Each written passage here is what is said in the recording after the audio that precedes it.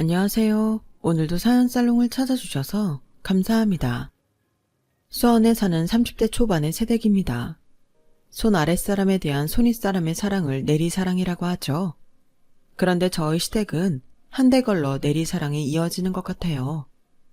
저희 시할머니께서는 저를 무척이나 아껴주시는데 정작 제 시어머니는 저를 못 잡아먹어서 안달이시거든요. 결혼한 지 고작 2년밖에 안 됐는데도 저희 시어머니가 제게 했던 만행들을 적어보자면 16부작 미니 시리즈 정도는 될 것 같네요. 그중 가장 어이없었던 일을 간추려 이렇게 사연을 보내게 되었습니다. 저는 서울에서 태어나 결혼 전까지 쭉 서울에서 살았어요. 그러다가 수원 토박이 남자를 만나 현재는 수원에서 살고 있죠. 남편도 저도 직장이 서울인데 굳이 수원에 신혼집을 마련한 건 바로 저희 시할머니 때문이었어요. 시할머니께서는 제 남편이 젖먹이 때부터 대학에 들어가기 전까지 키워주셨거든요. 그렇다고 남편한테 엄마가 없어서 그랬던 건 아니었어요. 저희 시어머니는 버젓이 살아계시니까요. 다만 제대로 엄마 역할을 하지 않았을 뿐이죠. 언젠가 결혼을 앞두고 시댁 어른들을 만날 자리가 있었는데 그때 시고모님께서 그러시더라고요. 저희 아버님이 결혼 상대자로 저희 어머님을 데려왔을 때 온 가족이 반대를 했었다고요. 이유는 하나였어요. 저희 시고모님이랑 저희 어머님이 여고 동창인데 그때부터 저희 시어머니 평판이 그렇게 안 좋았었나 봐요. 말도 마라. 네 시어머니는 예전부터 유명했어. 공부머리는 꽝인데 나쁜 쪽으로는 어찌나 머리 회전이 빠른지 지가 제일 친한 친구들한테도 회수권이며 돈을 뜯어먹고 살았다니까. 게다가 욕심도 많고 남자는 또 얼마나 밝히는지 고1 때부터 대학생 오빠들이랑 만나고 다녔다니까. 아, 그 여우 같은 게 우리 오빠를 꼬실 줄 누가 알았겠어? 진작 알았으면 내가 도시락을 싸들고 다니면서 말렸지. 네 남편을 덜컥 임신하는 바람에 우리 집에서 받아들이기는 했지만 정말 하늘이 무너지는 것 같았다. 내가 이러니 우리 엄마는 오죽하겠니? 그때는 저도 아무리 저희 어머님이 별나시다 해도 아직 결혼식도 올리기 전인데 예비 조카 며느리를 앞에 두고 예비 시어머니 흉을 보다니 좀 너무한 게 아닌가 생각했었죠. 그런데 막상 제가 겪어보니 그때 시고모님 행동은 양반이었구나 싶더군요. 남편과 제가 결혼을 결심하고 처음 시댁에 찾았던 날, 제가 본 시어머니의 모습은 여느 집 시어머니들의 모습과는 달랐어요. 얘, 너 이 백 어디 거니? 비싸게 줬겠다. 나 한번 들어보자. 이제 막 현관을 들어서는 저에게 달려와 어서 오라는 인사도 없이 먼저 제 백을 뺏어 들곤 당신 팔에 걸어보더라고요. 그리고는 뭐에 홀린 사람처럼 현관에 설치된 전신 거울에 자신 모습을 비춰보는 거예요. 보다 못한 아버님이 달려들어 어머님 팔에서 제 백을 뺏어주셨어요. 이 사람이 참 뭐하는 짓이야? 사람 현관에 세워두고. 아버님의 불호령에도 어머님은 제 백에 대한 미련을 못 버리겠는지 아쉬운 듯 입맛을 다시더군요. 순간 온몸에 닭살이 쫙 돋으면서 제 머릿속에서는 뭐지? 좀 싸한데? 이런 감정들이 들끓었어요. 하지만 워낙 중요한 사안을 앞둔 터라 딴 데 정신을 팔 수가 없었죠. 시부모님 내외는 시할머니를 모시고 살고 계셨는데 할머님이 재력이 있으셔서 그런지 다들 할머니 앞에서 고개를 숙이는 분위기였어요. 언젠가 저희 엄마가 TV를 보다가 자식들한테 미리 유산을 분배해주고 시설에 버려진 노모 사연을 듣고는 이래서 죽을 때까지 돈은 쥐고 있어야 되는 거야. 자식들도 돈 있는 부모나 모시지 돈 없으면 저렇게 버려진다니까.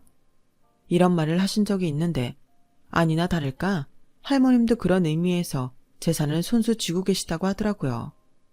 하지만 그건 자식들을 못 믿어서가 아니라 무력 넘치고 사치스러운 며느리, 즉 저희 시어머니 때문이라는 점이 다르긴 하겠네요. 아무튼 저는 처음 인사를 드리는 자리에서 할머님께서는 제 손을 꼭 쥐시며 그러셨어요. 그래, 대학 공부며 대학원 공부도 손수 벌어서 했다고? 기특한지고. 회사에 도시락도 직접 싸가지고 다닌다고 들었다. 음식 솜씨가 좋아서 반찬이 하나하나 다 맛있다고 우리 상우가 어찌나 자랑을 하든지. 어쩜 이렇게 똑똑하고 알뜰하고 바지런한 사람이 우리 집에 들어왔을꼬. 복덩이다 복덩이. 내 우리 상우 색시는 내 마음에 꼭 드는구나. 내가 며느리복은 없어도 손주 며느리복은 있는 모양이야. 보기에 따라서는 없는 집에 태어나 궁상이 몸에 뱄다고 손가락질할 수도 있는 상황이었지만 할머님께서는 모든 걸 좋은 쪽으로 봐주셨어요. 하지만 어머님은 그 반대였죠. 어머님도 참, 그게 뭐가 기특해요. 아둔한 거지. 집에 돈이 없으면 대학 공부나 하고 말 일이지. 뭐 대단한 대학 출신이라고 대학원까지 다녀. 그래봤자 고작 월급쟁이로 살 거면서. 우리나라에 불필요한 석사 박사들이 너무 많은 게 탈이야. 도시락도 그래. 괜히 별거 아닌 걸로 도시락은 싸들고 다녀선 점심 때마다 내 아들 찬밥 먹이고. 그게 뭐 하는 짓이야. 돈만 원이면 따뜻한 식당밥으로 한 끼 해결할 수 있는데 이게 다 궁상이라고요. 어머니, 무슨 말씀을 그렇게 하세요. 뭐, 내 말이 틀렸니? 난 있는 그대로 말했을 뿐이다. 남편이 어머님께 한 소리 했지만 어머님은 상관없다는 듯 자신의 뜻을 굽히지 않았어요. 그러자 조용히 눈을 내리깔고 계시던 할머님이 나직하게 말씀하셨어요. 애미야, 너 오늘 약속 있다고 하지 않았니? 어머머, 내 정신 좀 봐. 며느리가 얼굴만 보고 일어난다 해놓곤 여직이라고 있었네. 초면에 미안하지만 내가 선영이 있어서 먼저 일어날게요. 나중에 시간 되면 그때 봐요. 아, 그 가방 어디 건지도 문자로 좀 알려주고. 안 그래도 어머님이 좀 과하게 차려입고 계신다 했는데 선약 때문에 그러셨던 모양이었어요. 며느리감이 처음 인사 오는 날인데도 빠질 수 없는 약속인 거 보니 꽤 중요한 건가 보다 했죠. 그런데 나중에 알고 보니 그저 매달 있는 개모임이었더라고요. 그때부터 낌새를 채긴 했지만 저희 시어머니는 일의 경중을 가늠할 줄 모르는 사람이었어요. 그저 자기가 좋아하고 편한 쪽으로 선택할 뿐인 거죠. 시아버지 제삿날에도 친구들과 술 약속이 있다고 입술에 빨간 립스틱을 바르고 나가 자정이 다 돼서야 돌아오질 않나. 하나뿐인 아들 대학 졸업식 날엔 어렵게 유명 마사지샵에 예약을 해놨다며 졸업식도 불참하고 마사지를 받으러 갈 정도로요. 천방지축에 아나무인인 저희 시어머니를 두고 하는 말이었죠. 그럼에도 불구하고 시어머니의 이런 행동에 아무도 제재를 안 하는 이유는 하나였어요. 우리 엄마는 차라리 그 자리에 없는 게 돕는 거야. 있어봤자 분란만 일으키고 싸움만 조장하거든. 신혼 초부터 유명했대. 그래서 나중에 나에 아빠가 집안에 경조사가 있을 때마다 엄마한테 용돈 쥐어주고 친구들이랑 놀고 오라고 했었다나 봐. 정말? 근데 난 그건 아버님이 잘못하신 거라고 생각해. 애초에 문제를 그런 식으로 회피하기만 하셨잖아. 그러니 지금까지 어머님이 그러시는 걸 테고. 물론 1차적인 잘못은 어머님이 했지만 말이야. 호미로 막을 거 가래로 막는다고 초장에 따끔하게 혼내서 고쳤으면 될걸. 언발의 오줌 누기식으로 이어와서는 이제는 잘못된 어머님 행동을 고칠 수도 없게 되었으니까요. 결혼한 지 30년도 더 된 지금에 와서는 어머님이 무서워하는 건 아무것도 없었어요. 심지어 시어머니인 할머님까지도요. 그런데 그런 어머님한테 딱 한 가지 약점이 있긴 했어요. 바로 돈이었죠. 무력 많고 사치 심한 시어머니는 할머님이 돈줄을 끊으시면 바로 꼬랑지를 내리셨거든요. 그걸 아는 할머님은 아흔을 바라보는 연세에도 재산을 움켜쥐시곤 자식들과 며느리를 쥐락펴락하셨어요. 저희 시아버지는 약국을 크게 하셔서 벌이로는 큰 문제가 없는 분이셨지만 시어머니의 씀씀이는 그 정도의 벌이로 감당이 안 되는 형편이었어요. 그래서 매달 할머님께서 생활비 명목으로 어머님 계좌로 보내주시곤 하셨는데 어머님은 그 돈을 고스란히 자신의 사치 생활에 사용하곤 하셨죠. 환갑을 바라보는 나이에도 흰머리 하나 없이 윤이 나는 머릿결과 기껏해야 30대 후반 정도로 보일 정도의 탱탱한 피부, 연예인 못지않게 잘 가꾼 손톱과 발톱을 정리하는 것부터 각종 명품들로 가득한 드레스룸을 채우기 위해서요. 한마디로 망고 땡 인생이었어요. 그런데도 시어머니의 욕심주머니는 늘 허기져 있었어요. 애미야, 우리 손주 며느리 예물은 준비했니? 어머님, 요즘 젊은 애들은 그런 거 안 해요. 주얼리는 유행 지나면 하고 다니기 창피하다고요. 저 때나 예물 몇 세트씩 받았지? 요즘 애들은 해준데도 싫다고 한다니까요. 그건 애미 네 생각이고, 너도 3세트나 받은 예물을 네 며느리한테는 안 해주겠다는 거냐? 내가 돈 줄 테니 좋은 걸로 해주거라. 결혼식을 앞두고 할머님께서 어머님을 불러 제게 어울리는 보석으로 목걸이 세트를 몇 개 맞춰주라고 하셨어요. 하지만 정작 시어머니는 돈은 돈대로 받아놓고 제게는 엉뚱한 걸 보내주셨더라고요. 어머님이 결혼 예물이라고 제게 건네주신 건 쌍팔년도 스타일의 목걸이와 귀걸이로 구성된 세트였어요. 그걸 본 저희 엄마는 입을 떡 벌리셨죠.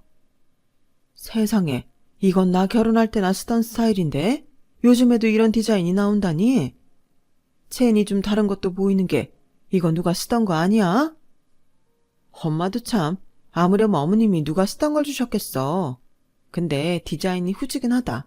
이거 어디서 사셨는지 물어보고 바꿀까봐. 같은 가격대를 고안하는 건 되지 않을까? 마음에 안 드는 걸 받아놓고 안 쓰고 처박아뒀니 교환해서 잘 쓰는 게 낫잖아. 그렇긴 한데 네 시어머니가 서운해하진 않을지 모르겠다. 엄마 말 따나 기껏 사준 선물이 마음에 안 든다고 바꿔 쓰겠다고 하면 어머님이 기분 나빠하시지 않을까 걱정이 됐어요. 그래서 어머님께 전화를 드리기 전에 남편한테 상의를 했죠. 말해, 뭐가 어때? 우리 엄마가 의외로 그런 걸로는 뭐라고 안 하는 성격이거든. 엄마도 할머니가 사주신 선물 마음에 안 들면 영수증 달라고 해서 교환하시는걸. 그래? 그럼 어머님께 말씀드려야겠다. 그렇게 저는 남편 말을 듣고 어머님께 전화를 드렸어요. 그런데 교환하겠다는 말을 듣자마자 바로 안 된다고 하시지 뭐예요. 왜냐고요? 실은 그 목걸이 세트가 다름 아닌 어머님이 혼인할 때 예물로 받은 목걸이 세트였거든요. 어이없어서 할 말을 잃은 제게 어머님은 당당하게 그러시는 거예요. 이거 나 시집 올 때 우리 시어머니가 해주신 목걸이 세트야. 당시 가격으로도 꽤 비싼 거였어. 유행은 돌고 돈다고 요즘 레트로 제품들이 유행이라잖니? 내가 샵에 가서 깨끗하게 세척한 거니까 새거나 진배 없다. 레트로는 개뿔. 딱 봐도 박물관에나 가야 하는 촌띠 만땅의 물건인데도 어머님은 갖은 포장을 해가며 생색을 내셨어요. 어차피 요즘엔 예물로 목걸이 세트 같은 건 안 해줘. 그래도 특별히 내가 너 생각해서 주는 거니까 할머니께 목걸이 세트 잘 받았다는 말 하는 거 잊으면 안 된다. 마음 같아선 할머니께 바로 전화해서 시어머니가 한 짓거리를 고스란히 고하고 싶었지만 그랬다가는 일이 커질 것 같아서 말았어요. 이까지 뇌물 있어도 그만 없어도 그만 생각하기로 했죠. 그렇게 시간은 흘러 상견례 날이 다가왔고 다행히도 별 탈 없이 순조롭게 진행되었어요.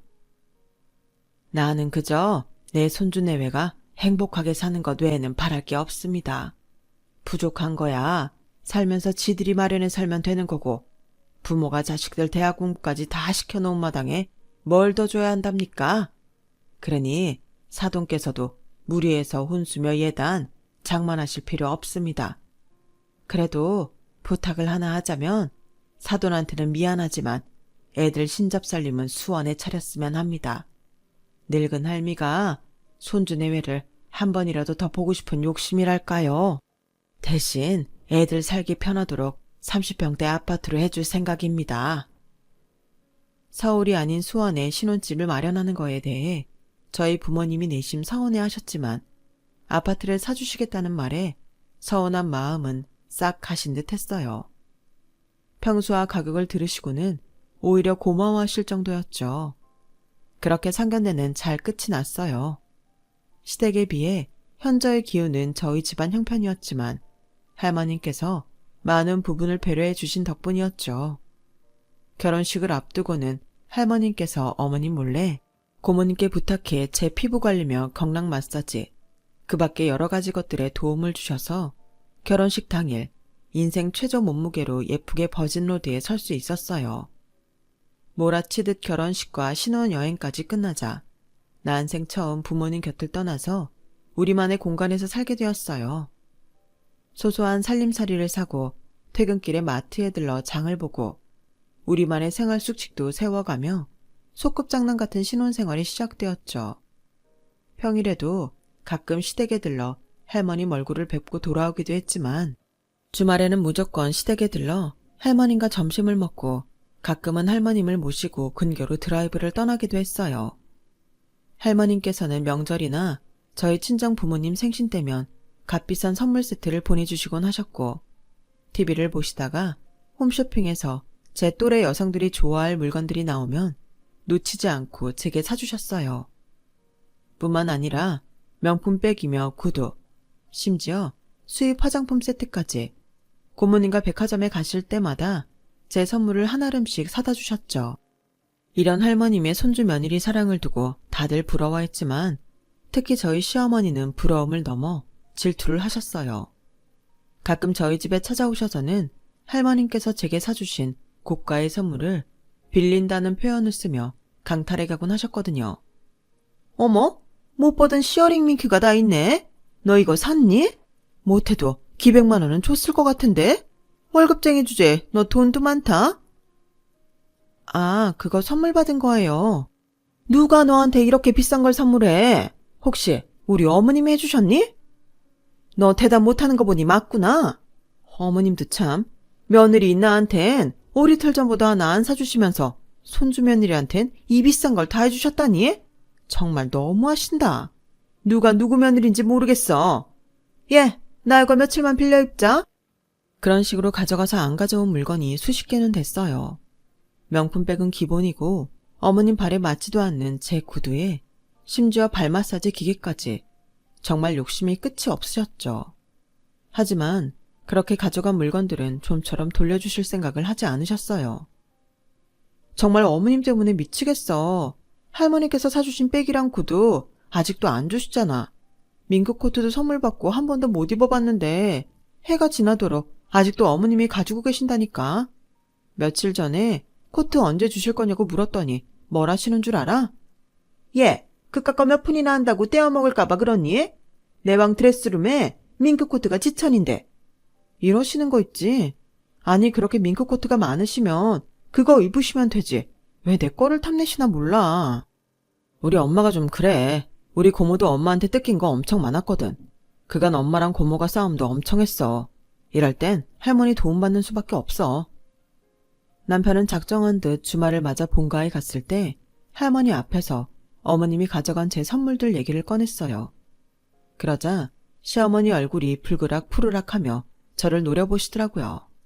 하지만 할머님의 한마디에 별 수 없이 고개를 숙이고 마셨죠. 애미 너, 네 며느리 물건 가져다 쓰고 안 돌려줬니? 사람이 왜 그렇게 물욕이 심해? 하다 며느리 것까지 탐을 내고 어떻게 그 나이 먹도록 젊을 적 버릇을 못 버려? 오늘 얘들 온 김에 싹 돌려주거라. 별 수 없이 그동안 저희 집에서 가져간 제 물건들을 돌려주시게 된 어머님은 제게 눈으로 욕을 하시며 사납게 물건을 돌려주셨어요. 그리고 얼마 뒤 남편이 출장을 떠난 사이 저희 집에 오셨더라고요. 너 아주 맹랑한 애들아? 네 입으로 말 않고 내 아들 시켜서 물건 받아가니 좋더냐?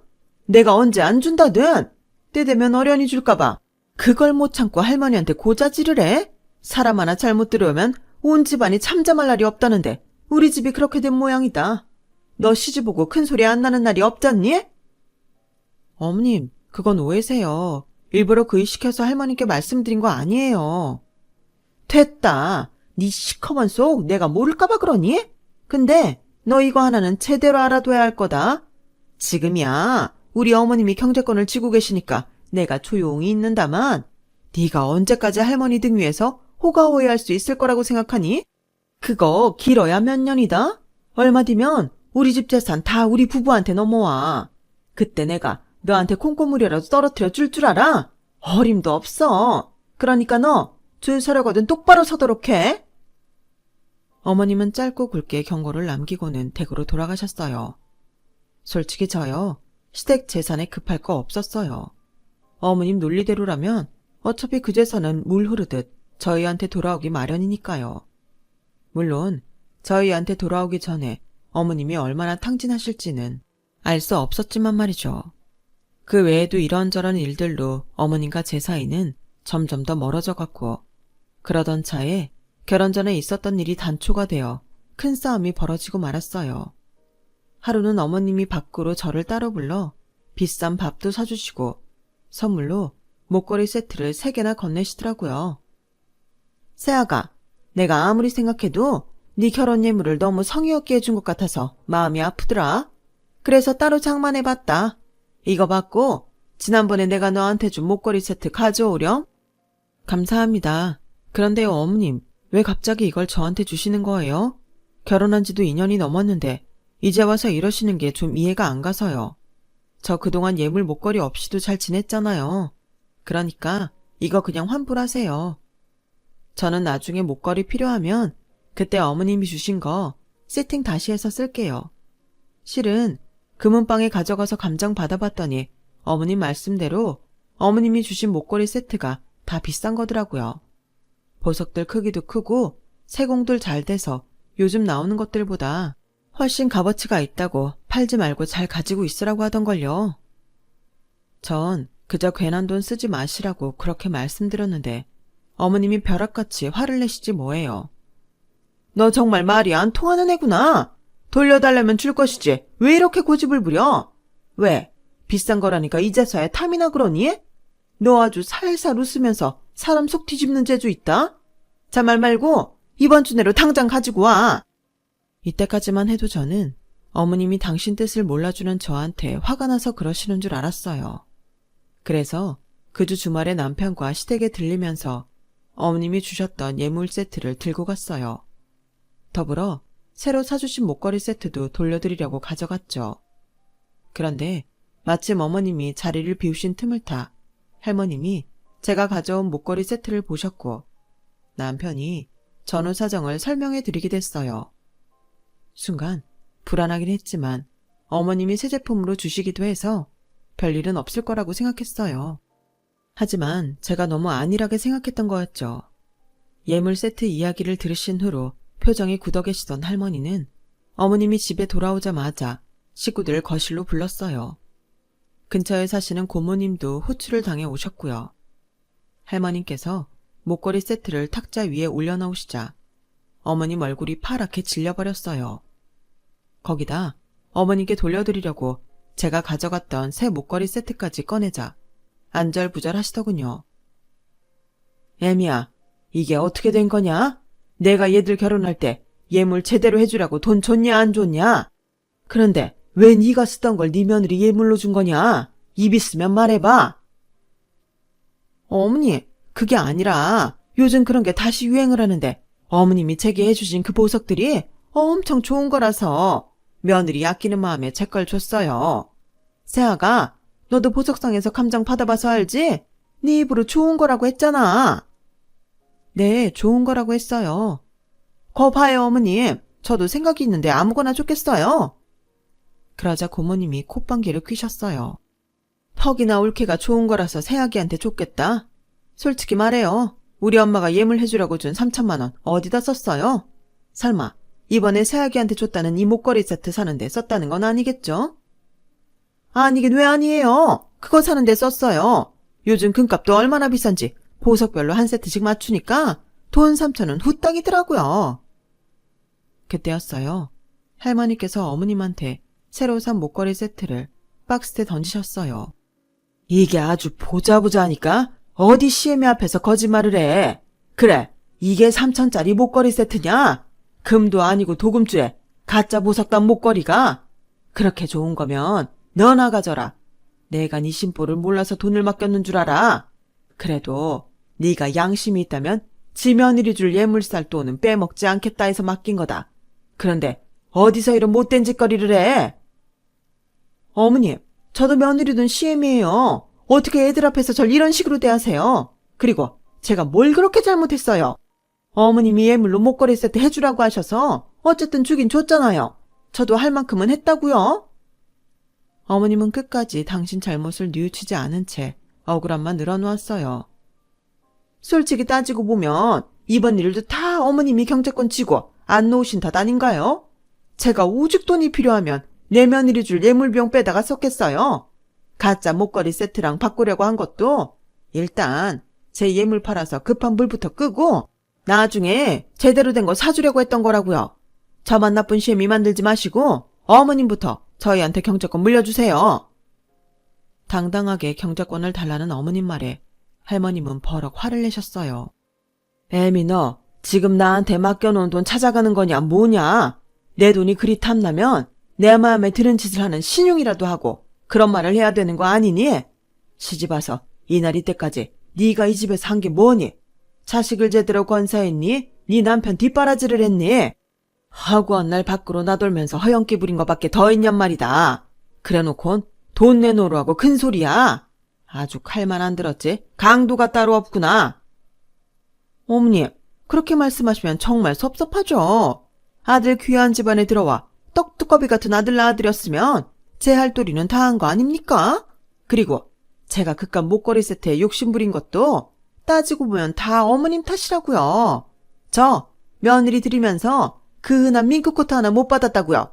어머님이 사돈댁한테 아무것도 하지 말라고 하시는 바람에 이렇게 된 거 아니냐고요.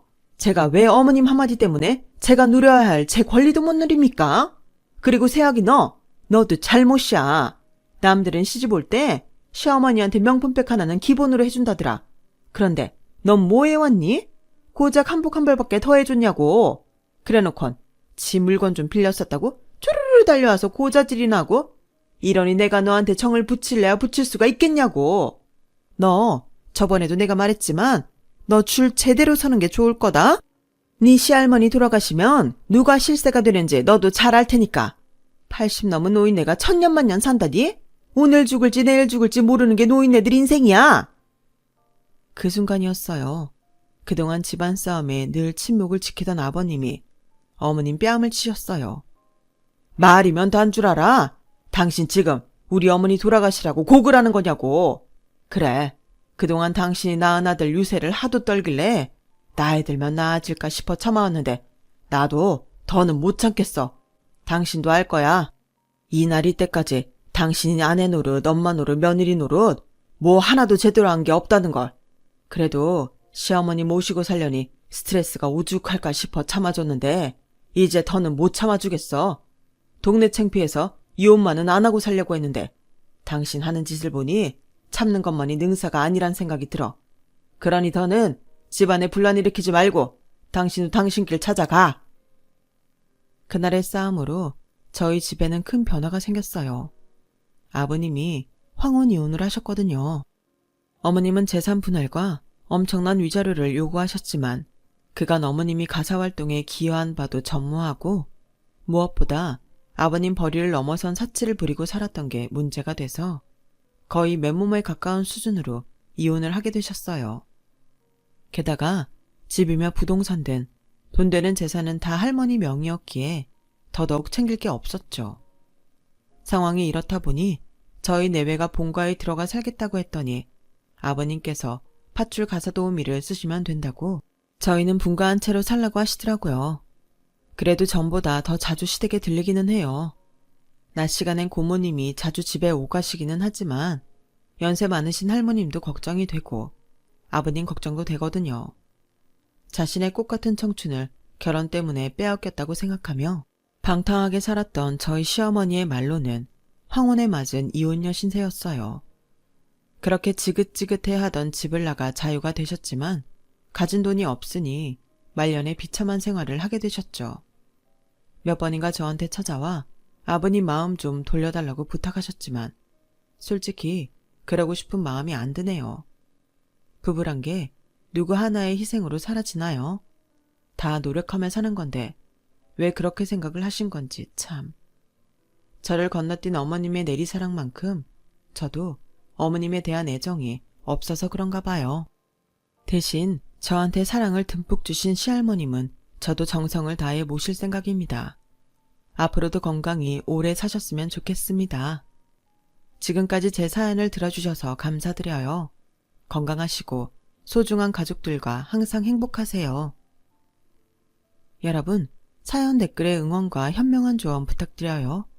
좋아요와 구독은 저에게 큰 힘이 됩니다. 오늘도 좋은 일 가득하세요.